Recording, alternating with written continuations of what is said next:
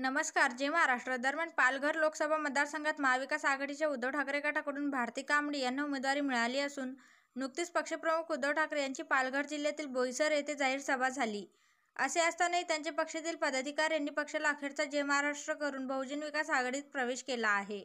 या ठिकाणी महायुतीचा उमेदवार अद्यापही जाहीर झाला नाही. दुसऱ्या बाजूला बहुजन विकास आघाडी ही निवडणूक उभी राहणार असल्याची निवडणुकीत रंग भरू लागले आहेत. दरम्यान नुकतंच उद्धव ठाकरे गटाला डहाणूत मोठा धक्का बसला असून त्यांचा तालुका प्रमुख अशोक महादेव भोईर यांच्या नेतृत्वाखालील ग्रामपंचायत सदस्य आणि अनेक शाखा प्रमुखांनी वसईचे आमदार हितेंद्र ठाकूर यांच्या नेतृत्वाखाली बहुजन विकास आघाडीत प्रवेश केला आहे. त्यावेळी नालासोपाराचे आमदार क्षितिज ठाकूर, बोईसरचे आमदार राजेश पाटील, माजी महापौर राजीव पाटील व इतर मान्यवर उपस्थित होते.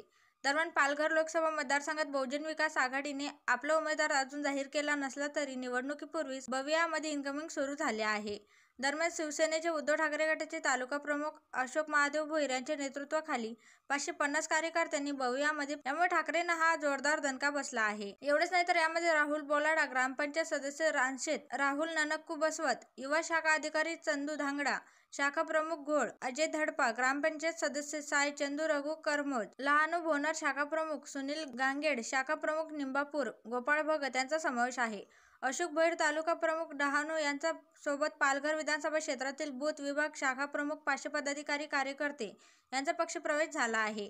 पक्षप्रवेश केलेल्यांमध्ये कासा, वेती, वरोती, गंजाड, चारोटी, मुरबाड, निकणे, महालक्ष्मी, धरमपूर, कासा बुद्रुक, वनई, बापूगाव, रायतली, सारणी, रानशेत, निंबापूर, सायवन, उपरले बांधण या भागातील शिवसैनिकांचा समावेश आहे.